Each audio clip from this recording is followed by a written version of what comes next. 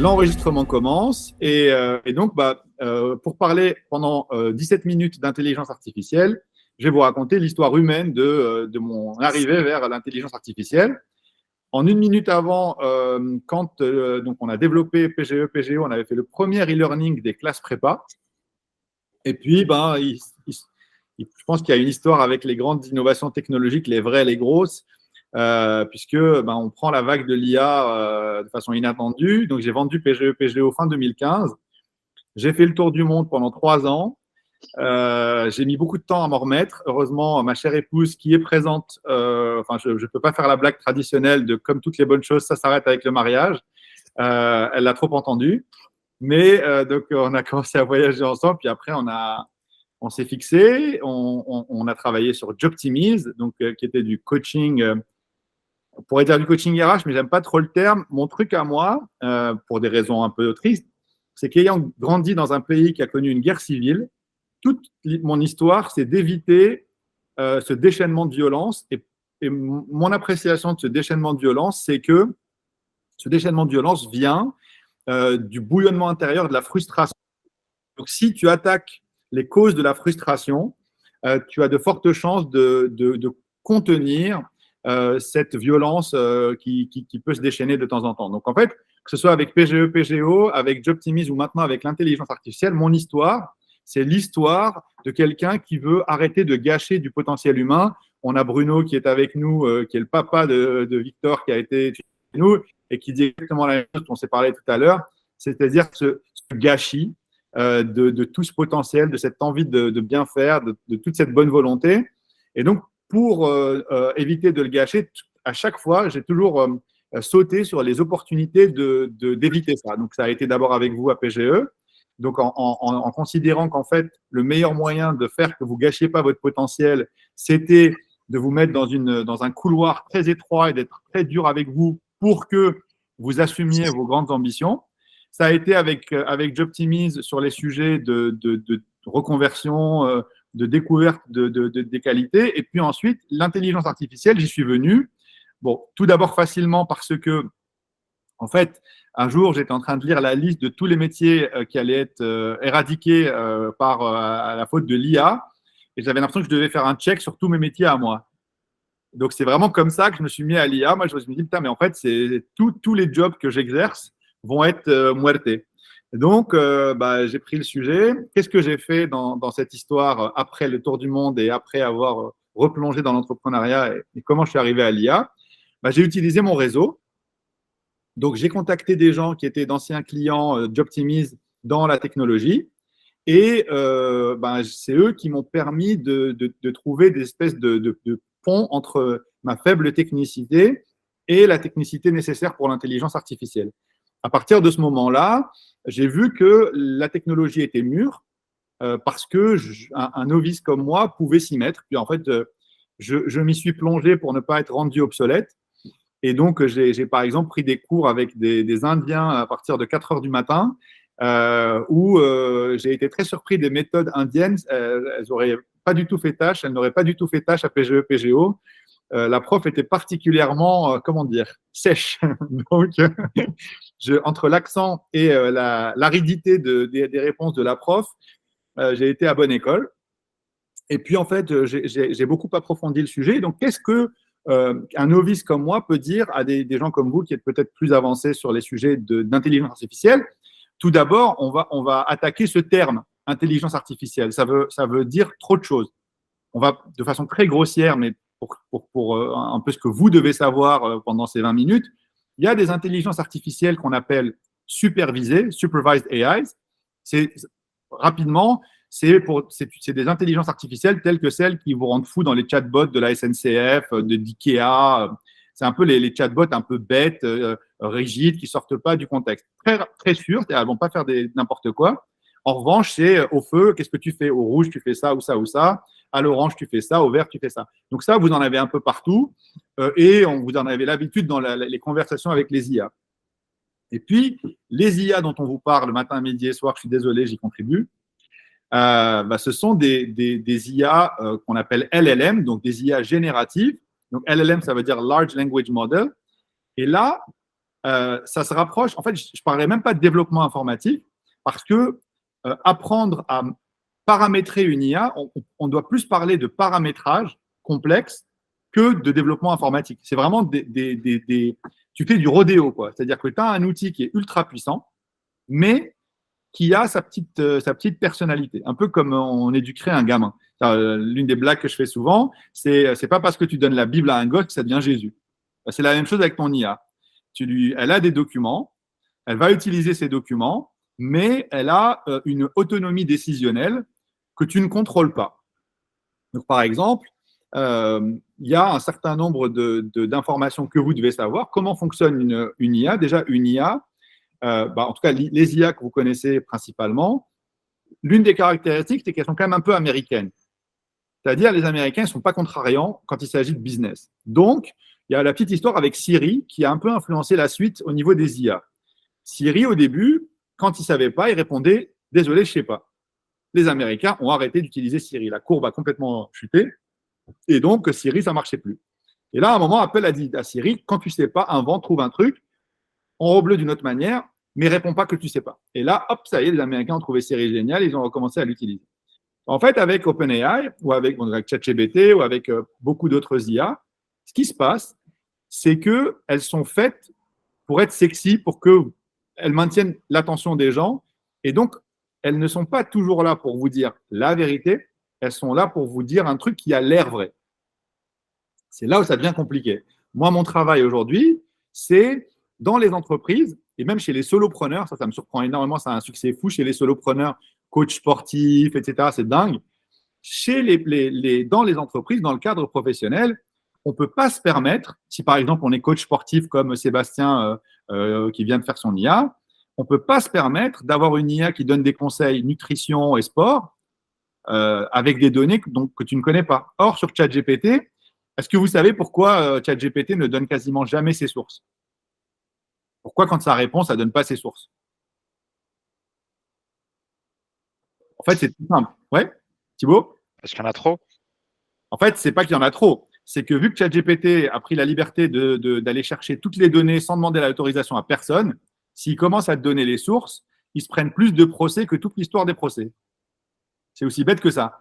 Ils ont tout piqué à tout le monde sans rien dire. Donc, en fait, ils refusent systématiquement de dire quelles ont été les données qui leur ont permis d'éduquer leur modèle. Donc, ça te montre quand même des espèces de petites situations comme ça, tragicomiques, qui interrogent. Donc, toi, par exemple, tu es coach sportif, tu as ChatGPT, tu lui poses des questions, ok, mais tu ne sais pas s'il n'a pas inventé, raconté une connerie, etc. Et il se trouve qu'il en raconte quand même très souvent beaucoup, puisque entre la nutritionniste professionnelle et Bozo le clown, autre sujet avec les LLM, pour l'instant, il n'y a pas de capacité de hiérarchie acceptable des données. Une IA, une LLM, donc ces gros outils-là, Bard, ChatGPT, Anthropic, Llama, s'il n'y a pas quelqu'un derrière qui contrôle et qui programme, tu ne sais pas si tu manges de l'ananas ou du caca. Donc, je ne sais pas pour vous, mais moi, ça peut faire une petite différence par rapport à mon régime alimentaire. Donc, en l'occurrence, nous, notre travail, c'est de dire, il y a un concept que j'ai inventé, en fait, nommé, qui est le concept de périmètre avec bénéfice maximum. C'est-à-dire qu'au lieu de dire aux gens, comme ce qu'ils font, on va mettre toutes les données dans une IA et ça va être super. Non, non, non. Erreur, on va en parler tout à l'heure. Ou bien, on va mettre l'IA dans l'entreprise. Non, tu dois choisir des périmètres dans ta boîte où l'IA va apporter un bénéfice bien, bien, bien supérieur au préjudice potentiel. Ça veut dire, par exemple, pour un coach sportif, ça ne va pas donner des conseils nutrition, mais ça va répondre aux questions habituelles. Ça va, par exemple, te donner des tips qui viennent de lui. Par exemple, il y a un ami qui vient de prendre donc, cette IA qui fait du café, donc du café de spécialité. Moi, je suis fou de café. Et par exemple, dans son cas, hop, je vais vous partager l'écran pour voir. Il a donc une IA qui va avoir comme fonction de m'orienter dans mes choix de café et de me proposer l'un de ces cafés. Donc, je vais actualiser parce que sinon, il va me ressortir tout de suite les mêmes réponses que celles que je viens d'entrer. Mais, par exemple, dans mon cas, lui, avec ses données à lui, choisies par lui, avec son environnement à lui, je lui dis méthode de préparation. Et donc, je vais avoir, voilà, bon, ça va aller un peu vite, méthode de préparation. Donc, je vais dire quel café pour un bon latte.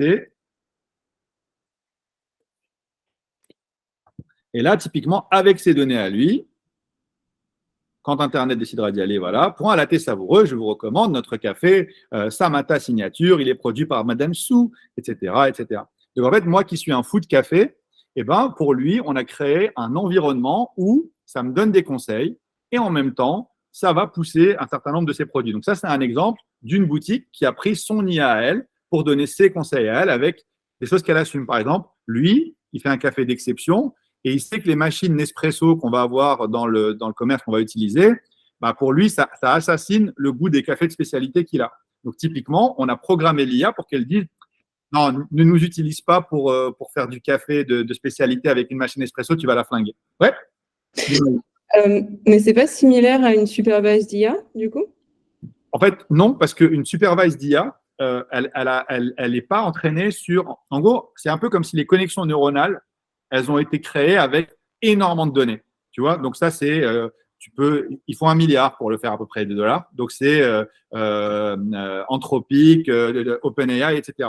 Mais nous, on prend l'intelligence et on lui met un cadre en fait. On va lui dire, on va coder pour dire, tu n'utilises que ces documents-là, tu vas que là. On lui fait des chemins de choix. Donc en fait, on code sur un truc qui existe. La métaphore qu'on utilise, c'est de dire, pendant très longtemps, nous aussi, on voulait s'intéresser au moteur, c'est-à-dire la LLM. Et en fait, après, on a commencé à s'intéresser à l'essence.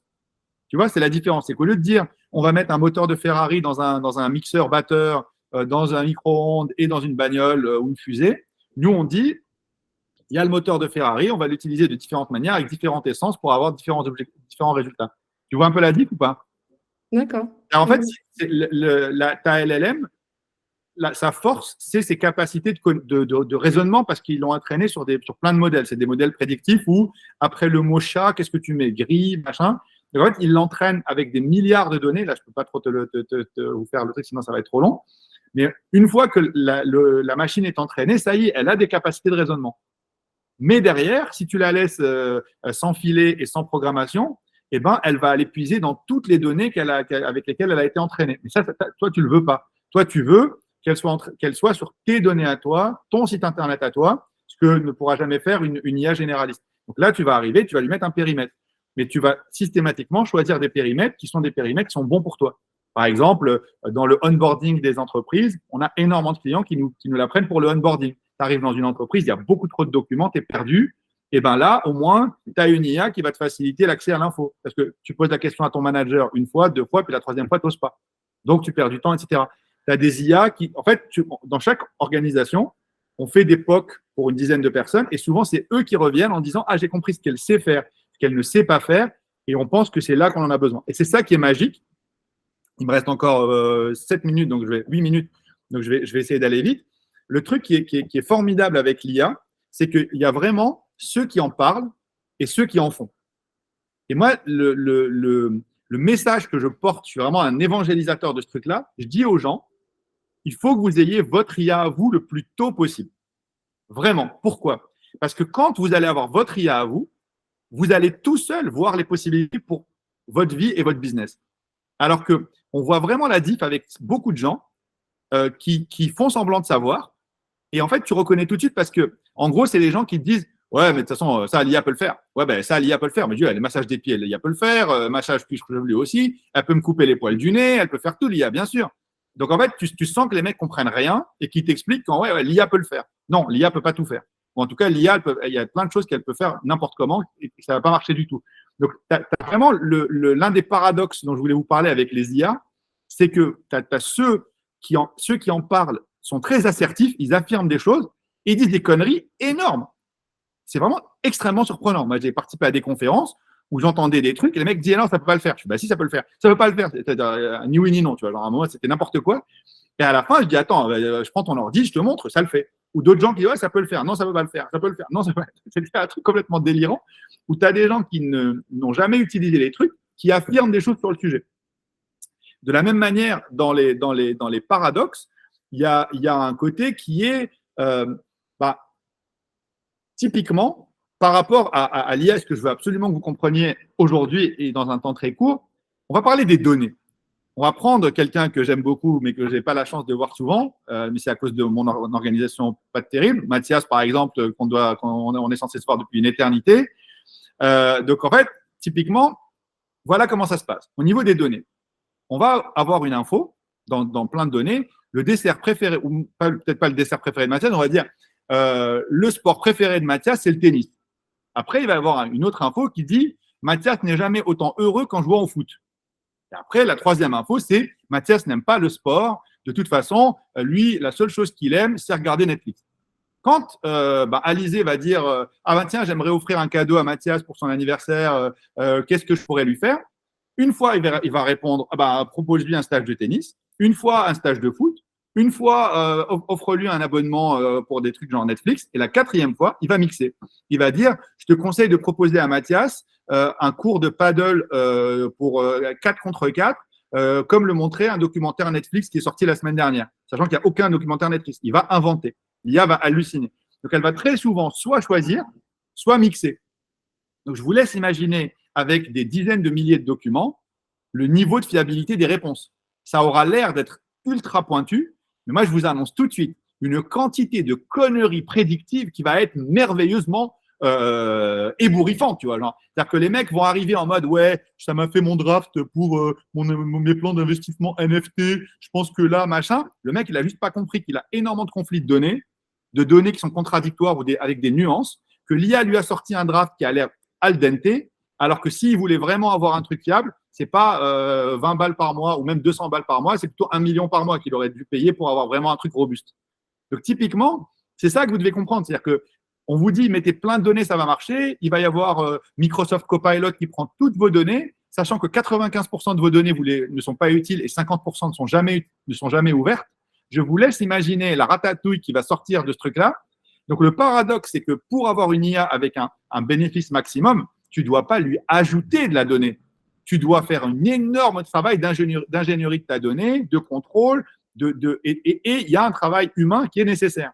Donc, c'est hyper contradictoire. Ça fait partie des choses que vous entendez qui sont contradictoires avec la réalité. Donc, je ne sais pas si là, vous me suivez. N'hésitez pas à m'arrêter parce que j'ai plein de trucs à vous dire, mais… c'est ce que tu dis dans pas mal d'articles que tu commentes sur LinkedIn d'ailleurs, que j'avais commencé à voir les petits tacles plus ou moins sympathiques. Mais tu as bien raison. Ouais, je sympathique. Tu connais ma sympathie naturelle quand les gens disent des conneries. Je me retiens quand même, parce que. Mais justement, c'est là que j'ai commencé à me rendre compte de ce que tu nous expliques depuis tout à l'heure. En les lisant, je vois bien. Puis c'est logique, quoi. Genre, quand on est dans l'IT, tu peux pas, avec plein de données, avoir pas de confusion, d'erreur. Enfin, c'est tout à fait logique. Bah ouais, chère Marie-Pierre, moi, tu vois, parfois quand je regarde les réseaux sociaux, avec tous ces gens qui mettent IA dans leur profil et qui racontent des trucs, des influenceurs de l'IA, c'est un peu comme si moi, j'avais quelqu'un qui avait dit, mais vous avez vu, le ciel est vert aujourd'hui.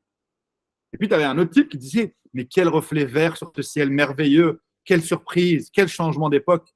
Et un troisième gars qui dit, moi, j'ai vu des nuances émeraudes dans ce ciel vert d'aujourd'hui.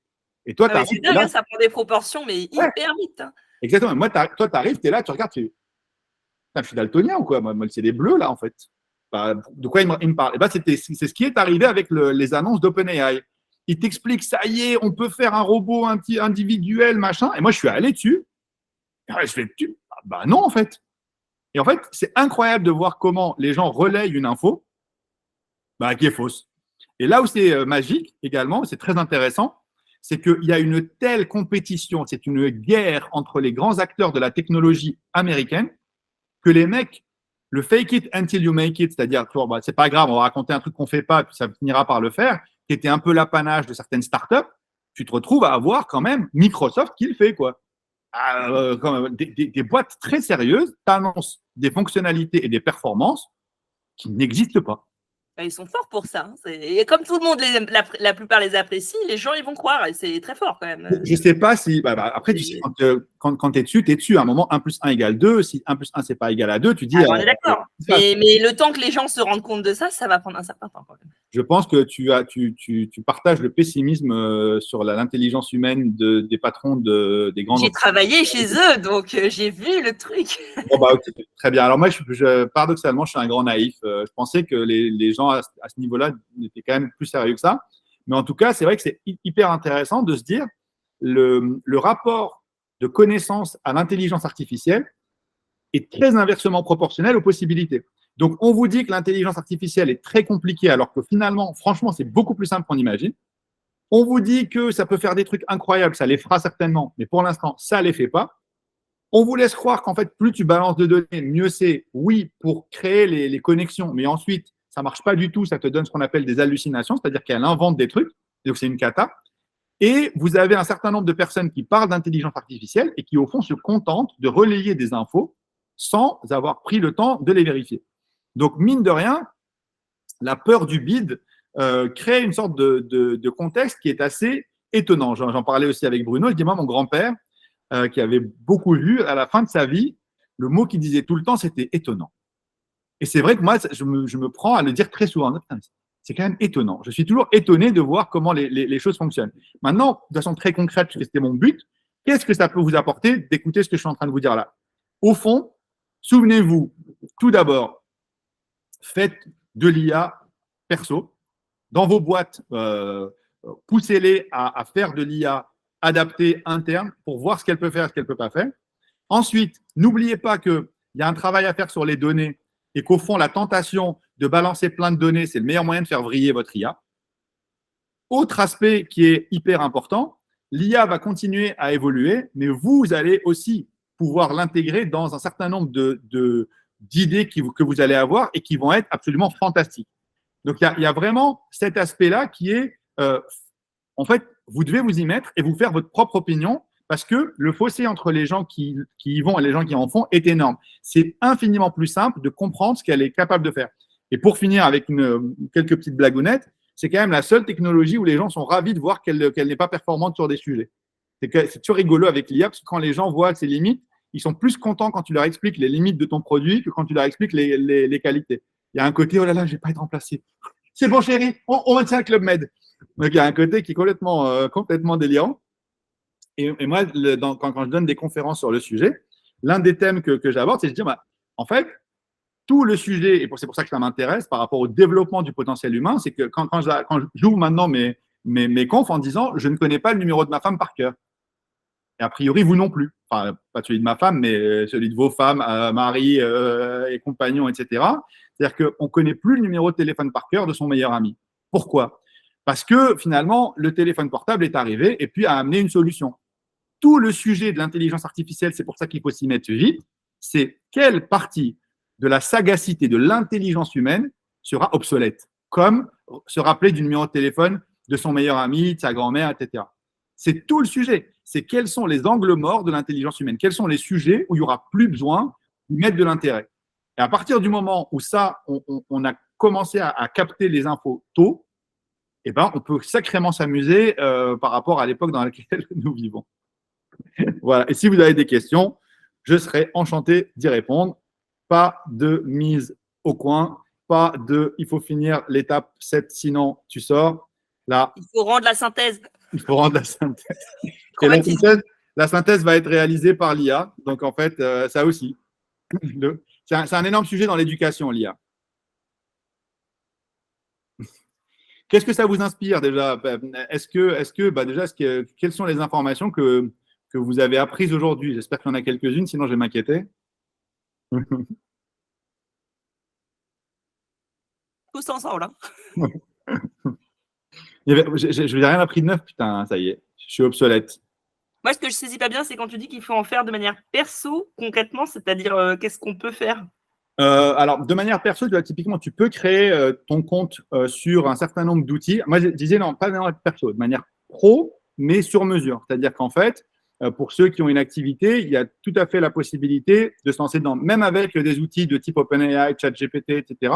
En gros, tu vois, tu peux utiliser, plus tu vas utiliser des IA, plus tu vas voir ce qu'elles font. Donc, à titre perso, moi, j'ai Midjourney, Bard, GPT-4, etc. Mais à titre pro, j'ai nos IA sur mesure. Donc, ça, ce n'est pas vous qui allez les payer, c'est vos entreprises. Mais plus tu vas voir ce que font les IA, plus tu vas découvrir, tu vas sortir du « Ah ouais, on m'a dit que ça faisait les présentations. » Non, ça ne fait pas les présentations. Non, ça ne les fait pas bien. Et en plus, tu n'as pas d'infos sur les données. Plus vous allez, non pas en parler, mais les manipuler, plus vous allez voir ce qu'elles font de formidable et ce qu'elles font très mal. D'accord, parce que moi, je suis en support et CSM et je serais très intéressée par des trucs sur le verbatim expérience client. Enfin, ça me ferait gagner un temps fou, par exemple, c'est le genre de choses. Bah, tu vois, nous, on a Marine qui, elle, a pris son IA. Donc, elle est responsable de la gestion de la relation client. Et elle a une IA à elle pour faire de la gestion de la relation client. Donc, Bah en oui, fait, ça me paraît parfait, ça. bah oui, parce que tout à l'heure, je parlais avec une directrice commerciale qui disait il faut du bon sens. En fait, le bon sens, quand tu es crevé, la droite, c'est la gauche c'est. Enfin, mais je répète ça à tout le monde, j'ai l'air d'une vieille dans ma boîte, moi. Oui, parce que le bon sens, ça veut tout et rien dire. Au sens où le vrai sujet, c'est pas de dire il faut avoir du bon sens. Le vrai sujet, c'est de dire comment tu vas avoir quelque chose qui va te permettre de penser à à quoi tu n'as pas pensé. Tout à fait. Donc ça, ça fait partie des applications. Nous, on l'utilise tout le temps dans la boîte parce que, tu vois, par exemple, tu dois vendre un truc et puis tu n'es pas à l'aise sur la dernière étape du closing, tu mets des données qui sont ultra pointues de Harvard sur le processus de vente. Ton coach, c'est Harvard. Ok. Nice. Ouais, je rejoins ce qui a été dit. Hein, non, je suis tout à fait d'accord avec toi sur l'utilisation. Et après, moi, je travaille dans un grand groupe, bancaire. Donc forcément, il y a beaucoup de hype. C'est vrai que même moi, j'en ai fait un peu une overdose, alors que j'adore le sujet et j'en fais à titre perso. Mais il ne faut pas oublier que surtout, c'est très bon pour le principe du base de LLM, c'est de prédire quel mot ou quel groupe de lettres, on va dire, vient après. Lui, il a strictement zéro connaissance, il aura strictement jamais zéro connaissance au sens du cerveau humain. Et donc, en fait, c'est très bon de base, en tout cas, même s'il y a le format chat, pour générer du contenu. Et c'est vrai que c'est là-dessus où je pense que ça doit être utilisé en premier, quand même, pour générer du contenu textuel. Et après, il y a effectivement les Midjourney, les DALL-E, choses comme ça. Moi, la recommandation que je donnerais, c'est quand même l'abonnement de ChatGPT+, il peut paraître un peu cher. Et si jamais vous l'utilisez, enfin moi je l'utilise, c'est quand même un petit bijou. C'est un petit bijou, ça permet quand même c'est une autre étape par rapport à ce qui est disponible gratuitement. Mais il y a même gratuitement, on peut déjà s'amuser quand même. Ouais, tout à fait. Mais c'est vrai que moi je le conseille aussi. Je conseille de le prendre pour voir en fait la puissance du truc et pour voir aussi ses zones d'ombre. Parce que tu vois, il y a un truc dont j'ai pas parlé parce que j'avais pas le temps, mais vous êtes là, donc a priori je peux continuer tant que tout le monde n'est pas parti. Il y a des études qui ont quand même montré, et ça, ça va être un vrai sujet, que si tu veux, les gens, quand ils perçoivent que ChatGPT dit une connerie, le font quand même copier-coller. C'est-à-dire qu'en fait, l'esprit humain n'aime pas avoir des exceptions si, tu vois. C'est-à-dire qu'en fait, il y a une sorte de transitivité de raisonnement qui est ça me fait bien les recettes véganes, ça me fait bien machin chouette, bon, ça me fera bien le mail commercial. Et ils ont beau voir que, attention, il est un peu pourri ton truc, ils font quand même copier-coller. Donc, en fait, il y a sur ChatGPT, moi, je pense que c'est hyper utile. Et en même temps, quand je vois que des entreprises ne donnent pas un accès à une IA personnalisée, c'est le meilleur moyen que les gens, sans leur dire, il y a un truc qui est sorti, je l'ai posté ce matin, il y a un truc qui aille faire le truc sur ChatGPT tout seul. Et je pense que c'est comme apprendre à conduire de la mauvaise manière, ou vu que Mathias m'a souvent défoncé au tennis, apprendre à jouer au tennis en Algérie avec avoir une technique pour perdre, quoi. Donc, tu vois, c'est apprendre le mauvais geste. Et moi, j'ai l'impression quand même que dans le cadre professionnel, l'utilisation non cadrée de GPT-4 pour plein de gens, parce que toi, tu as fait une formation de développeur et tout, Vincent, mais pour plein de gens, je crois que c'est un bon moyen de faire des conneries gigantesques en termes de sécurité et prendre un mauvais pli et de mauvaises habitudes. Je ne sais pas ce que tu en penses. Si, mais après, mais en plus, ce que tu dis, il y a un comportement, parce que même, moi, je le fais aussi, je copie des choses qui, je sais, sont fausses sur le code, notamment. Ouais. Mais parce qu'en fait, une fois que tu lui as demandé de coder, et au début, ça marche bien pour des petits trucs basiques, et après, tu vas un peu plus loin, et à un moment, tu sais un peu que c'est faux. Mais en même temps, vu que tu as fait tout ça et que tu dis souvent, moi, je me time, je me dis, tiens, je commence à 13h, je vois en combien de temps il va réussir à faire exactement ce que je veux. Je décompose quand même les briques, parce que sinon, il n'est pas capable de tout faire d'un coup. Et il y a des fois, je sais que c'est faux, mais je le colle quand même, parce qu'en fait, après, ça prend que 10 secondes de coller, d'appuyer sur interpréter le code et vérifier si ça marche.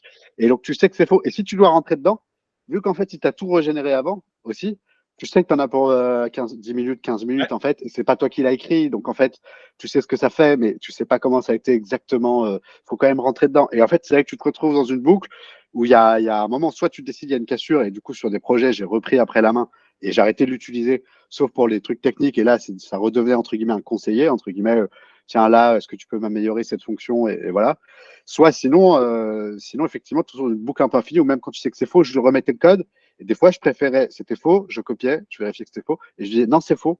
Le résultat, c'est ça. Et je copiais l'erreur. Je cherchais même pas à la comprendre des fois. Des fois, je regardais même pas c'était quoi l'erreur. Ça faisait une erreur, je lui renvoyais l'erreur. Et des fois, il y arrivait. Puis à un moment, il y a un break-even où, bon, là, tu t'amuses à faire que ça. Et intellectuellement, du coup, par contre, tu t'appauvris à une. C'est pas intéressant de copier-coller, de coder des erreurs. Mais ouais, c'est une utilisation un peu particulière. Et ça, c'est vrai qu'on peut le savoir que si on l'utilise à titre perso. Et ça, c'est intéressant. Et si on la personnalise pas, effectivement, on arrive très vite sur ces cas-là. Ça, c'est sûr. Dans la boucle, l'espèce de boucle, voilà.